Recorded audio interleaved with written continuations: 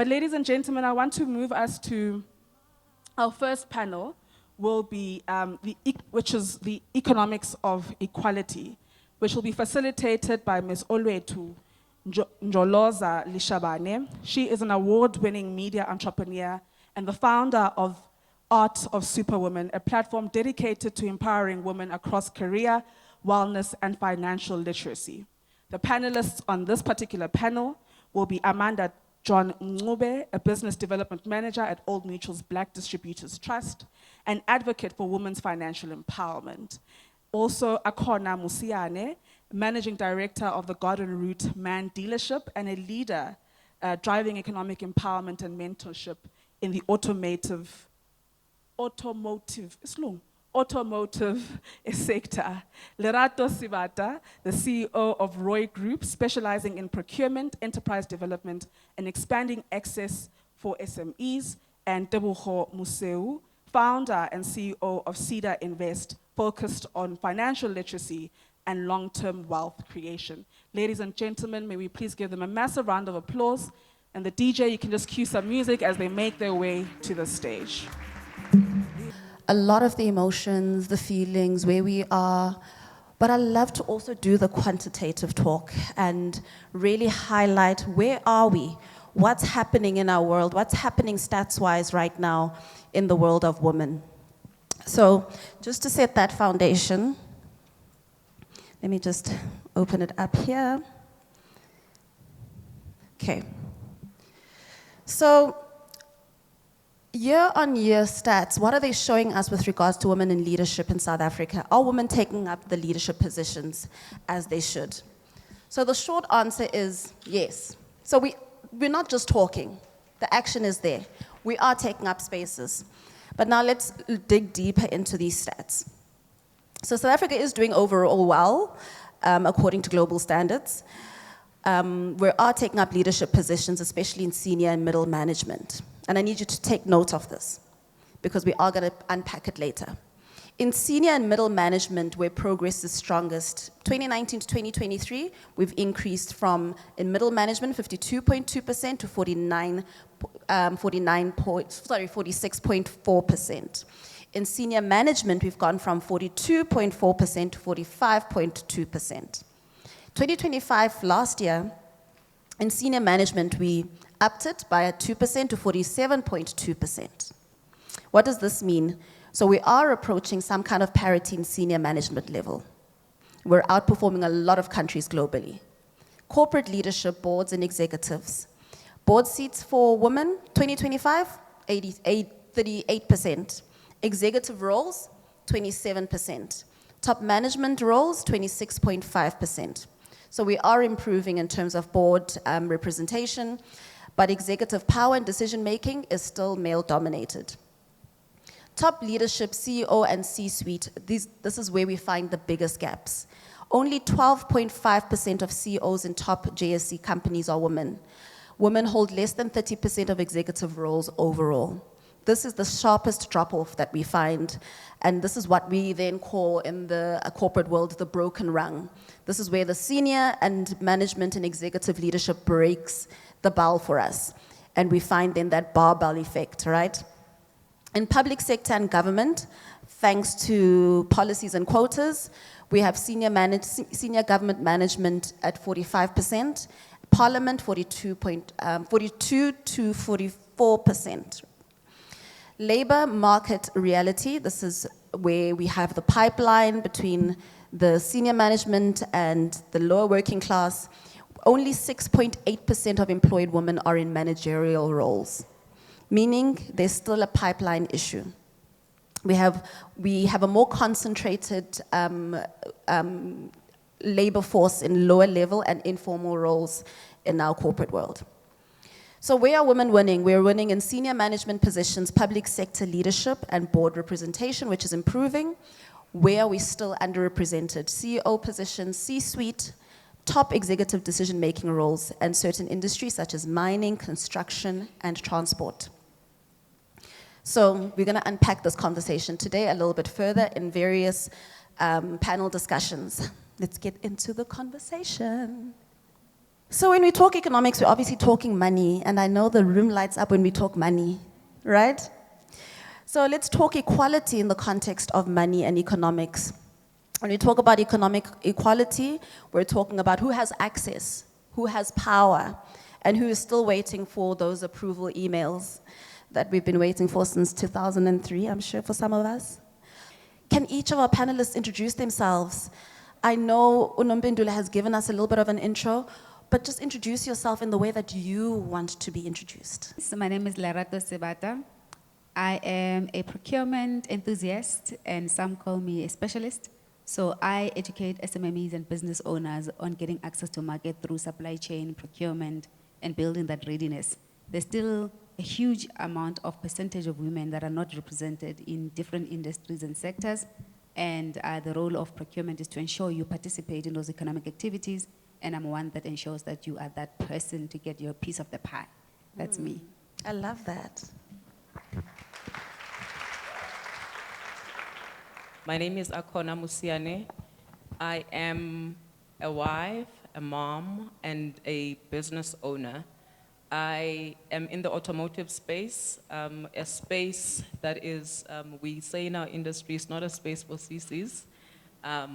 I enjoy the space, and you know, it's not a space that I imagine myself being in, you know, being in varsity and everything, but it's a space that was chosen for me, but as the years went by, I chose it, because it's a space that empowers, it's a space that builds character, it's a space that enables you to realize the full potential and the full leader in yourself.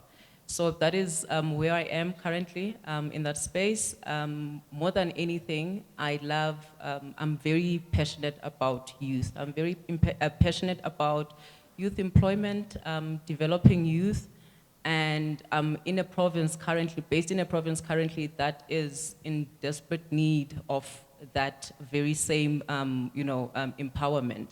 And yeah, that's basically me. Thank you. I keep looking at my 13-year-old niece who's turning 14 at the end of the year, and I didn't know she's here, and it's making me a little bit emotional. And I think more than anything, I'm clearly a family woman. Thank you, Asanda, my cousin, for bringing my niece. And I just remembered last year, Slee and I hosted an event for Valentine's Day. I'm a boy mom, I've got 2 boys, and okay, I've got 3 plus the husband. He's the firstborn. So Usli and I hosted an event for Valentine's Day, mom and boys, or something to that nature, and it was so absolutely heartwarming. I don't have anything against women's events, women empowerment, championing women. I'm all for that. I run a circle called the Lean In Circle for Women in Financial Planning for the industry. But can we please not forget the boy child, but also can we please not forget the children themselves? I thought the people who are youngest in the room are the ones in the middle in their uniforms, and I can tell you now, my niece is the youngest in the room. So, welcome, Emma. I head up Old Mutual's Black Distributors Trust, and it's all things scaling Black advisory businesses. In the last 4 years, we funded about 88 million rands through Black Distributors Trust, through the ESD, through different development programs. In terms of my profession, that's what I do. I sit in the strategy team of the distribution office at Old Mutual. I am a financial literacy author. I've already said I am definitely a champion for women because I co-own a circle called Lean In Circle for Women in Financial Planning. I am in the financial planning space. I studied law. Like I said, I've got 2 very, very cute boys. And I come from the Eastern Cape, and I've been in Joburg. I saw you in PE last December. So I've been around here for quite a long time. It's kind of become home for me. And yeah, I'm very, very happy to be here, and I hope all of us are actually going to have fun. Thank you.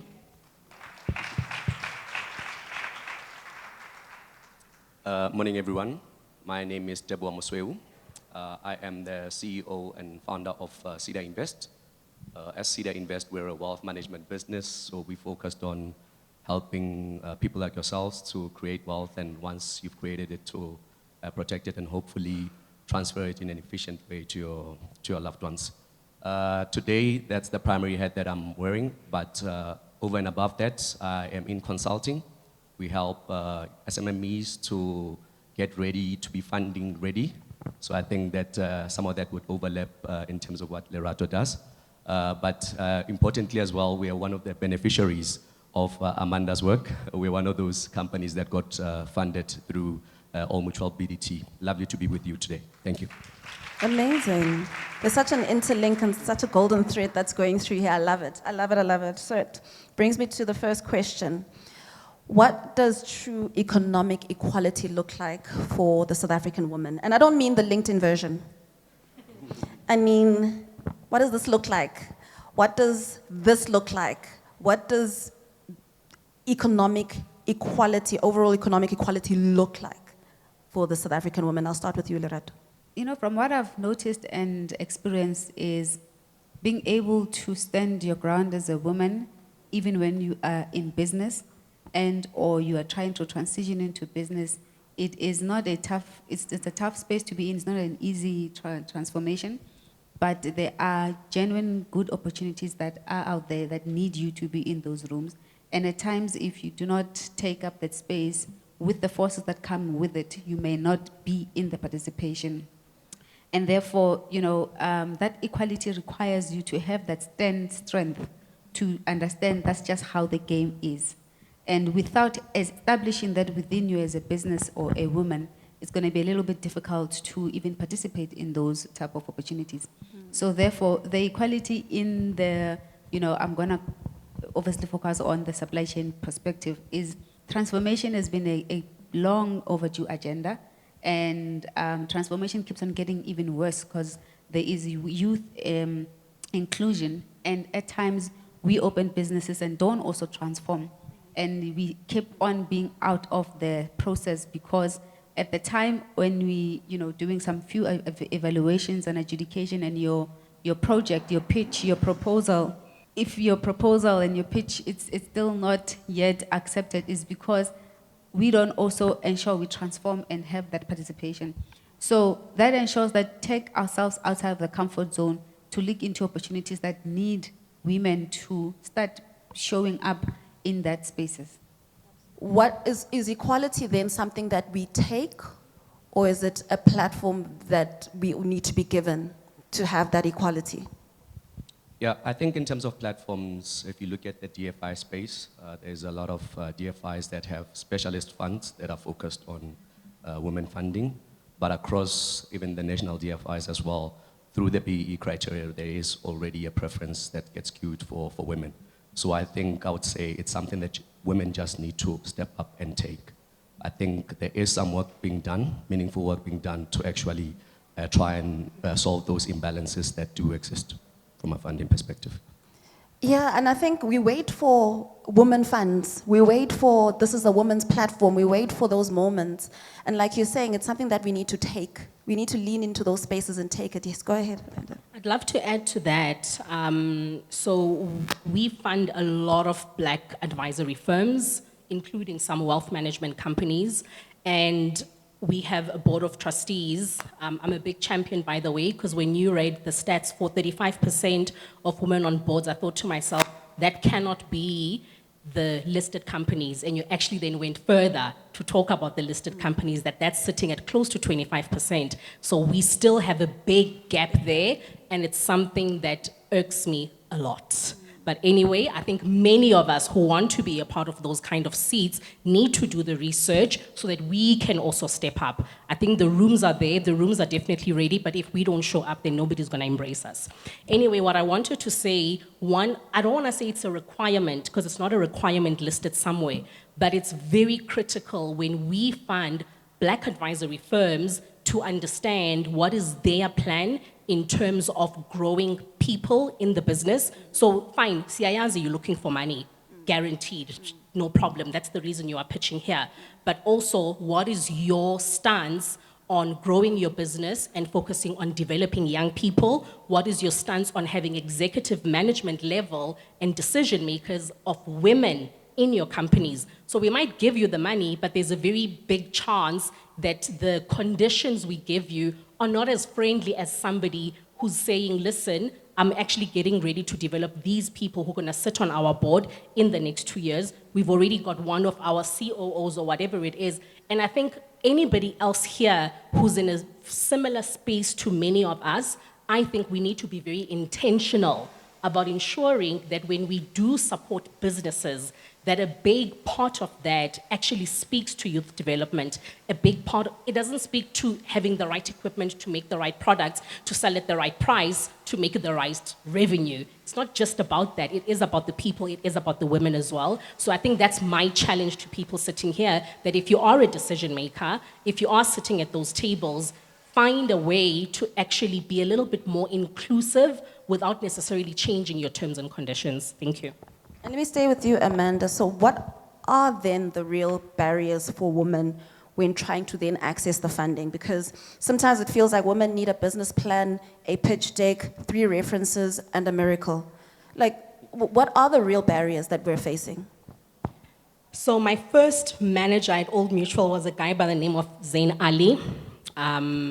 And he used to say to me, still to date, I think my bosses even say, Amanda gets everything she wants.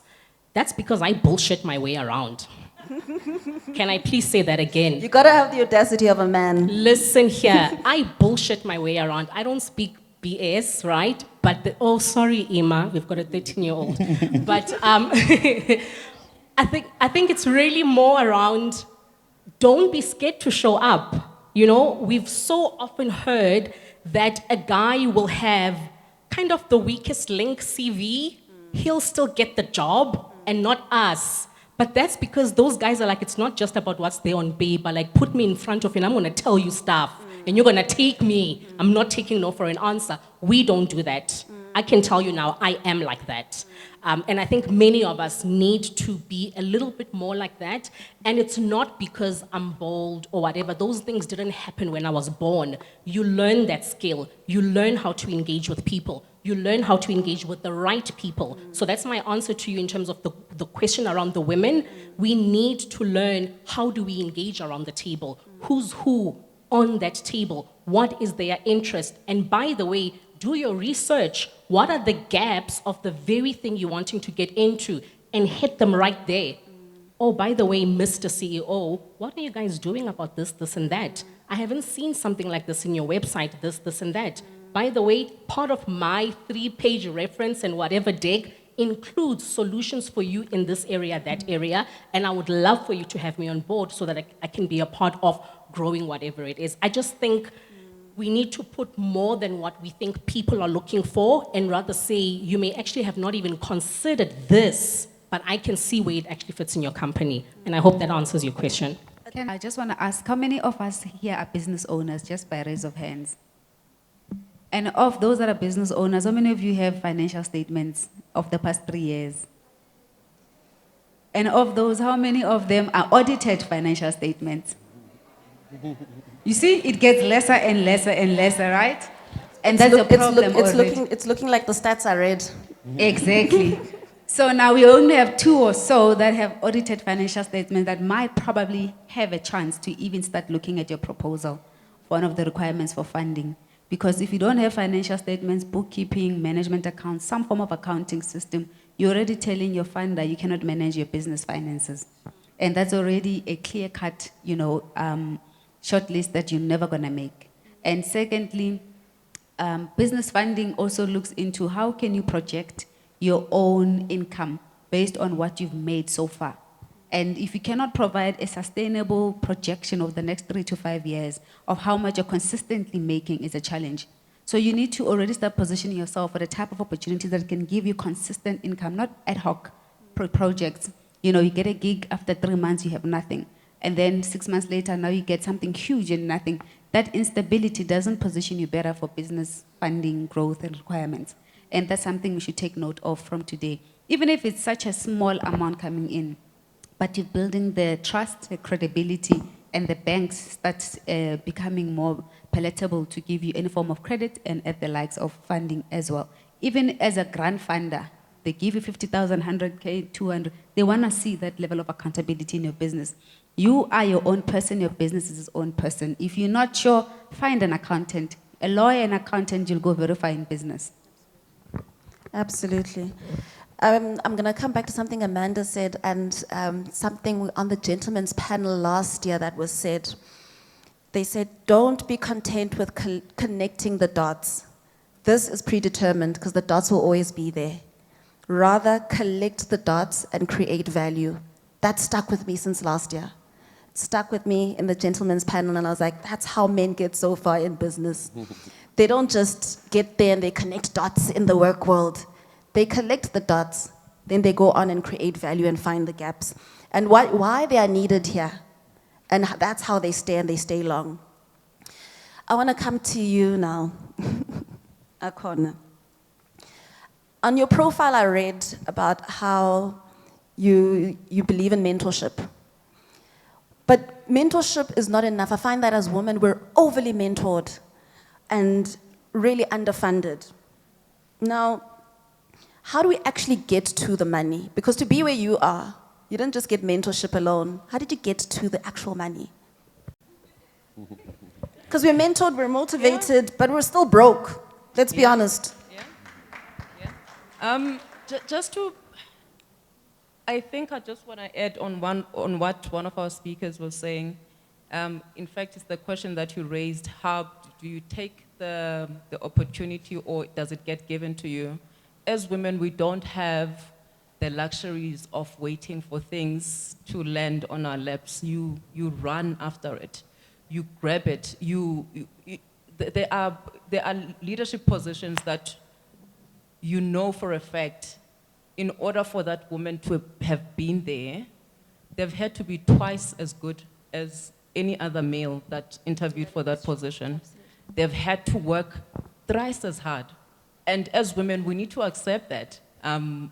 We're not treated the same as males. I think she mentioned it as well, to say that you can't,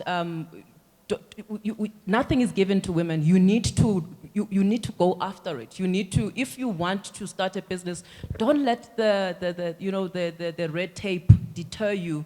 Don't let the point number 15 of compliance deter you just because you don't meet that requirement. You will go find that requirement. Tell them, this is how I envision, reaching this requirement. If it's not there at the moment, this is how, in a year's time, I would be compliant towards what it is that you are asking for. But going back to mentorship, I was fortunate enough to have been mentored. It was not, I don't know what people, most young people that I engage with, they have an understanding of mentorship that is not realistic. Mentorship is not sitting around the table with someone that will be, patting you on your back. Oh, it's gonna go right, No. Mentorship is hard. You need to position yourself you need to be, you need to know what it is that you want to get out of this mentorship. As a young person, as a woman, you need to know that by the end of this is what I want to have achieved. Which is why most of the time when I do mentorship with young people, I want them to tell me, what do you want to get out of this, and what are the actions that you want us to take in order for us to fulfill what it is that you are looking for. But having said that, again, one of our speakers said it, in order for you to get to the money, you need to position yourself, you need to network, you need to make sure that you are speaking to the right people. You need to, speak the language that these people are speaking. Getting the funding for my business was not easy. I thought it was gonna be easy because everyone else that I had spoken to or the adverts that I had seen were saying, oh no, there's money, but I found it very difficult, to a point where the people that funded the business were people that were entrepreneurs themselves. They understood that you cannot have a picture perfect of a business, but if the building blocks are there, if they can bet on you as a person, which is why when you are going for, even if it's not in your space, when you are going for a business, you need to sell yourself. You're not selling the bit, you're selling yourself. People bet on you, making sure that you are the one that is going to carry this business to where it needs to be. So we need to empower ourselves as women, and we need to run after and grab those opportunities, because you'll never get an opportunity that will be given to you on a silver platter. I can tell you that much. Absolutely, and I believe the same philosophy would obviously apply, Amanda, not just in entrepreneurship, but in the corporate world too. People bet on you as a person, your integrity, the way you carry yourself, the way you handle money, the way you think about money, the way you think about structures, the way you deliberate in how they move around you and the kind of positions that you earn. So to be sensitive around, oh no, but I keep my head down and do the work, it doesn't quite work that way, does it? For me, that speaks to you show people how to treat you. Can that just land? You show people how to treat you. You teach people how to treat you. I don't say that to my bosses, but I think sometimes they go back home, they're like, yeah, I know she showed us today. Somehow, like, and that's not the point. The point is not that I get there and whatever. We get along. I've been at Old Mutual for 10 years, and I love my job. And I can't wait for the day someday I'm ready to leave, because I'm like, I can't die here, right? Type of a thing, because I want to explore. But I love the people I work with.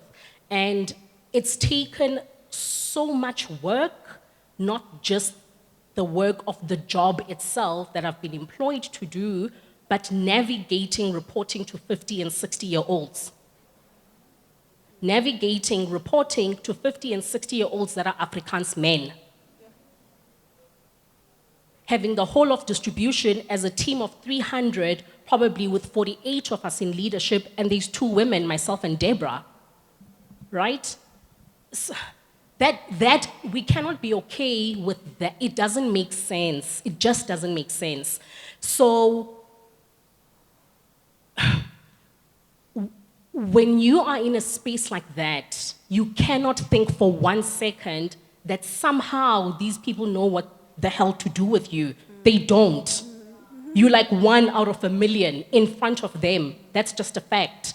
So you don't have a choice but to show people how to treat you. And it's been that way for and how decades to work of with their you. career. It has, and we keep thinking it's changed. And that's the illusion we get about tables like this. Siyahlala apha ne, and then we all like, oh, this is so nice. I met this person from that place. They went to that school. They work for this company. They're making this much money.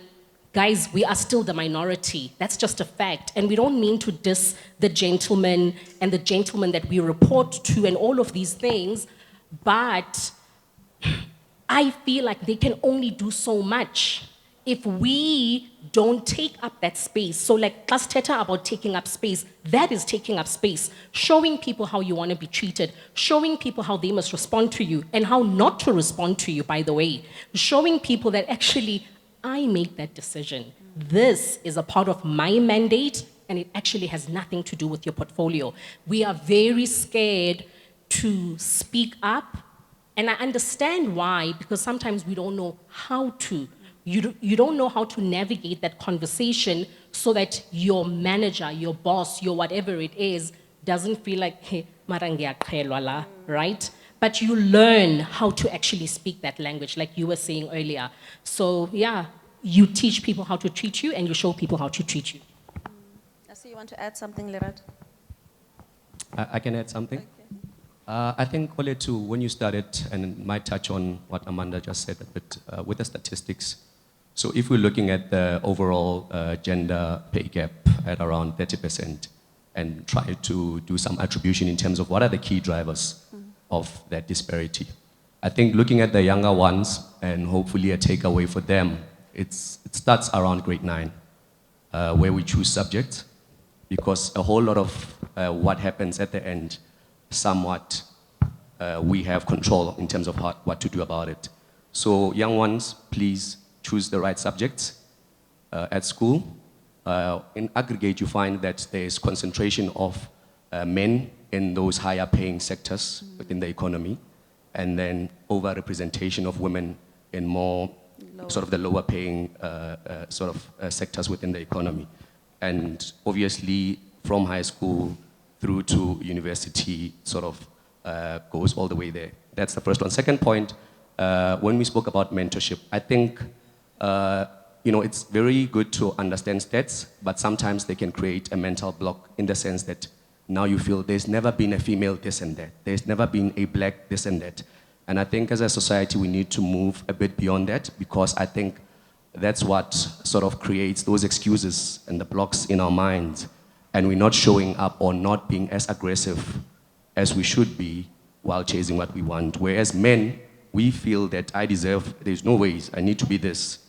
And I approach life, in that sort of way. So in our business, we've tried to the best of our capability to be intentional about fair representation. I think we're roughly 50-50. And very importantly, not just a box-ticking exercise, to make sure that we have good representation as well in those core functions, not just admin and the support functions, but to also have good female representation in those functions. But what we've seen with time is, it is tough. Where you're going to get a lot of money, let's be honest, those aren't easy roles. So ladies, when it gets tough, it's not always because you're a lady. It's the nature of, you look at the wealth distribution across the society, right? You will find that those tougher jobs, those tougher business industries to be in require a lot from an individual. So perhaps have a meeting with yourself and try and see, are you perhaps limiting yourself? And are you perhaps sometimes unawares creating excuses in terms of why you cannot get ahead or be where you should be? Because we also have to acknowledge from people, and I'll say this, from people like myself, who are actively trying to create those spaces. Are you pitching the way that you should be? And it applies to mentorship even at a younger age as well. If I'm your mentor, the onus is on you to make sure that you get my airtime. Call me. Don't wait for me to call you if my style of mentorship is not matching whatever expectation that you might have. Show me how to be a better mentor to you. We are in this together, so that's what I would say. And just last week I was watching a podcast by Jay Shetty, and this lady called Emily, I think her name is, she's a neuroscientist. And she speaks about that, about how, especially us as women, it all starts here.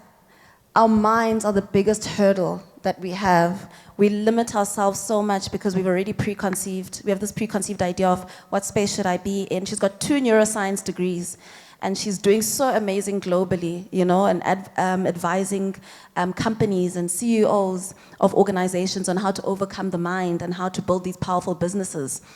And we limit ourselves here first. We get into the corporate space, we think, oh my gosh, the top is so lily white, I'm never gonna get there. And that's the first hurdle you need to beat. That's the first war you need to go to with your mind. I think in closing, I wanted to ask each of our panelists a question. One bold shift that needs to be done, what needs to change now, in your opinion? I'll start with you, Lerato. A bold shift for me that needs to be done, and also speaking from experience, is go for what is innovative. The world needs more innovative ideas, fresher ways of doing things. I sit also in different committees, subcommittees that represent SMMEs, some few ministerial discussions, and they are putting money into amplifying businesses, women that come up with initiatives that have never been done. I have done something for myself that was never been done in the supply chain industry, and it has taken up, space, and also have managed to be part of the pie. Even when I was still in corporate, is doing something outside that I felt so passionate about, and I didn't need validation. And I think one can live here knowing you don't need any validation to start that thing that which you want to start. The more you do it, the more people will figure it out, and everyone will start to follow. You believe in it and go for it. Ultimately, position yourself to know the journey will never be easy, whether you want to go up the rank or you want to go sideways. No one promises easy, but you can promise yourself success, and success is measured by what you need. So that's one thing I just want to leave everyone with, to say, go for that innovative ideas. Trust and believe there is so much money out there that we're missing out as women, and ultimately we're not taking up enough that is already out there. I talk to the entrepreneurs in each and every lady's heart here. Do not wait for the right conditions. You will never find the right conditions. When you feel that you need to move, move. We live in a world where we think that everyone is, a majority of people that you meet in these high positions will not help you. They won't help you up until you ask for the help. Speak up, ask for the help, that's all you need to do. It's amazing how many people I've met through my entrepreneurial journey that I never thought that this person would talk to me. Never mind saying that, listen, let's set up something for an hour. What are you interested in? What value chain can we create? What are you doing? All of those things. Speak up, take that opportunity. Don't wait, do it. It's never the right time. That's what I've figured in all of this that I do. It's never the right time, and also there is so much disparities in our country, and it's sad because we experience them firsthand. I'll just make a quick example. The AIDC asked me to host 10 learnerships for them, the practical side of it, and then they'll do the theory side of it. We advertised this post. It's for 10 students. We advertised and we told them this is how much you're going to get paid, 2,500 rands. We got over 400 applications. These are people that have matriculated, are looking for employment, and they can't find employment. And this is only in the Eastern Cape. Imagine, ladies, if enough of us were to get into business. And we have that as women, naturally, we nurture, we want to build communities, we want to build families. So it would be natural for us to actually employ these young people, making sure that each and every household has bread on the table, at the end of the day. So the more women get into this entrepreneurial space, is the more we're gonna become economically emancipated. That's it from my side, thank you. But I'd like each and every single one of you guys, ladies, I know you're not going to be able to open the booklet, that's fine, because it's also going to go, right? But I think all of us have a phone. Please take out your phone. Please think, and I'll tell you why. Please think of that one person that is quite aspirational for you, whoever that is. Write their name down. If you've got your pen and you've already opened your notebook, well done. Now we see at the back, I see you. Please jot down that person's name. If awulazi gama lakhe, but you just keep seeing them, write something that's gonna remind you who that person is. And you're gonna have to go out there and actually approach them. I'm sure your question is about being bold. And it's not difficult. So one of my mentees is here, Ushamain, and she was invited to an event 2 years ago, or rather, Uvusi Tembekwayo was a speaker at an event 2 years ago, and I think he offered 4 tickets or something like that. I could have the story wrong. And he asked, who at the event do you want to meet? And Charmaine said she wants to meet me. We don't know. And she's been following me on LinkedIn for years. We don't know who's watching us, but now that person that you are watching absolutely has no idea that there's you out there, right? So please write that name down. Find a way to talk to that person. And one time he said to me, what do you need from me? And I was like, something. No, I'm like, no. And I really didn't. And it's taken me years to think about, next time I have a date with him, I know what I'm gonna ask him. So that whole thing you spoke to about boards, I want to ask him, when you have board sessions and when you are chairing listed company board sessions and there's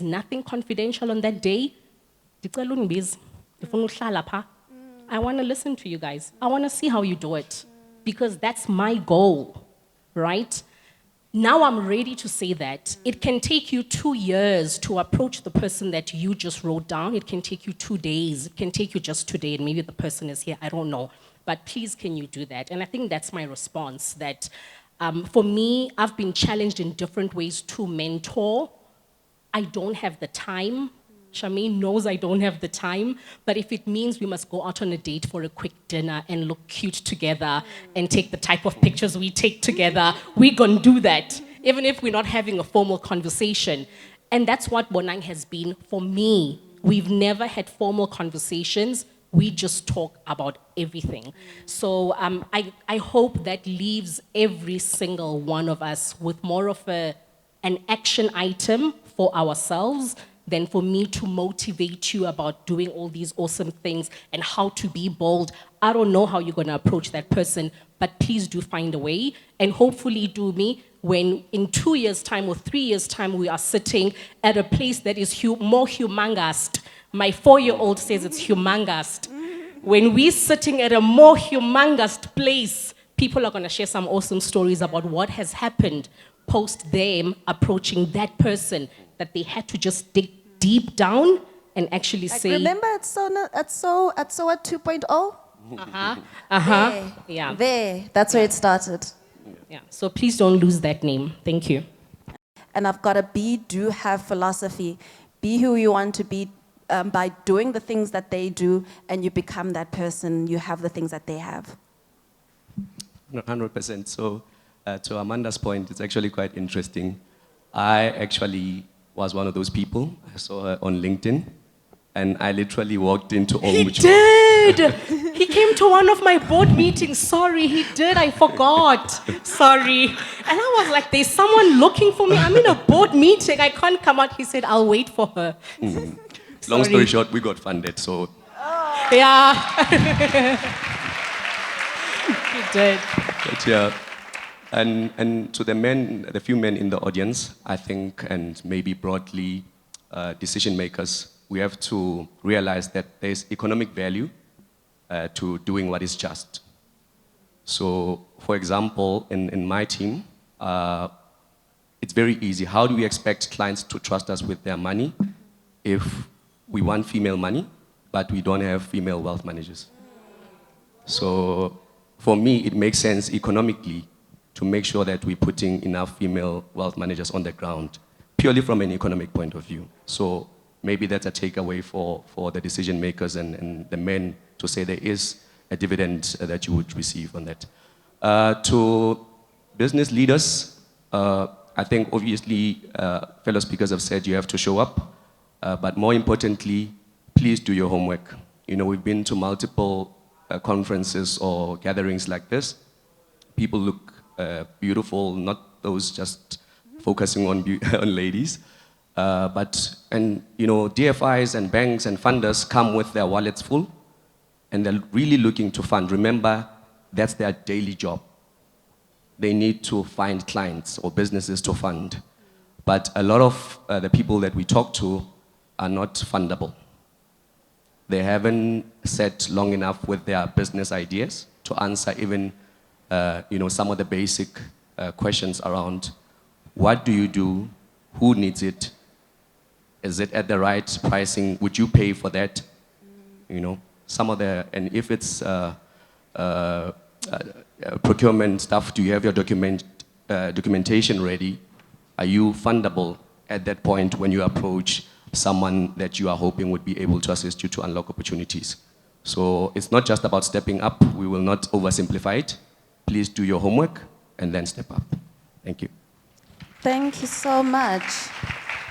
There is economic value in doing what is just. Thank you so much for this amazing panel. And I'm so glad they didn't say one of the bold things to do is more conversations, because I think we're all conversationed out. It's time for action. And also, one thing that I learned from this panel today is that we are the ones holding ourselves back. We're the ones not stepping into the spaces. We're the ones not wanting to take up that money, that funding that is there. It's there for everyone. And then there's that other portion that's for women. But let's step into the spaces where we feel intimidated to step into. Let's just do it. Let's lean in. as Sheryl Sandberg says, let's lean in. Thank you so much to my amazing panel. And yeah, I mean, we could go on and on and on. We could.